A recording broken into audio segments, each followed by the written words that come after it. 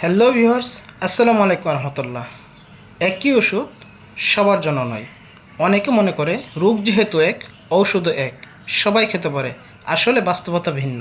কোনো রোগের একই ধরনের উপসর্গ একাধিক ব্যক্তির ভিতরে থাকলেও ব্যক্তির বয়সভেদ, পূর্ব ইতিহাস, শারীরিক গঠন, ওজন বিভিন্ন কারণে চিকিৎসা ভিন্ন ভিন্ন হতে পারে।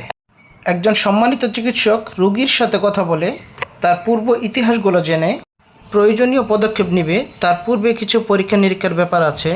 প্রথমে ডক্টররা ক্লিনিক্যাল ইনভেস্টিগেশন, পরবর্তীতে প্রয়োজনে প্যাথোলজিক্যাল ইনভেস্টিগেশনের মাধ্যমে সঠিক রোগ নির্ণয় করবে এবং সেই রোগ অনুযায়ী ওষুধ নির্বাচিত হবে। তাই কোনোভাবেই উপসর্গ মিল থাকলেও অন্যের ওষুধ আমার ওষুধ মনে করে একজনের ওষুধ আরেকজন খেয়ে নেওয়া কোনোভাবেই উচিত নয়। এতে করে উপকারের চেয়ে ক্ষতি বেশি হতে পারে, অনেক ক্ষেত্রে হিতে বিপরীত হতে পারে।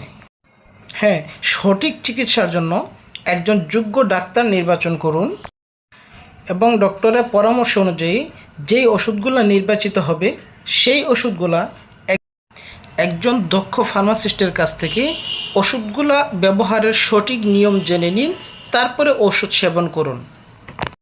আরেকজনের রোগের ওষুধ নিজের রোগের ওষুধ মনে করে খেয়ে নেওয়া কোনোভাবেই উচিত হবে না। স্বাস্থ্য নিয়ে ভুল সিদ্ধান্ত আর নয়। আসুন আমরা সবাই সচেতন হই। স্বাস্থ্য নিয়ে সচেতনতা ও সতর্কতা সবার আগে। ধন্যবাদ সকলকে। আসসালামু আলাইকুম রহমতুল্লাহ।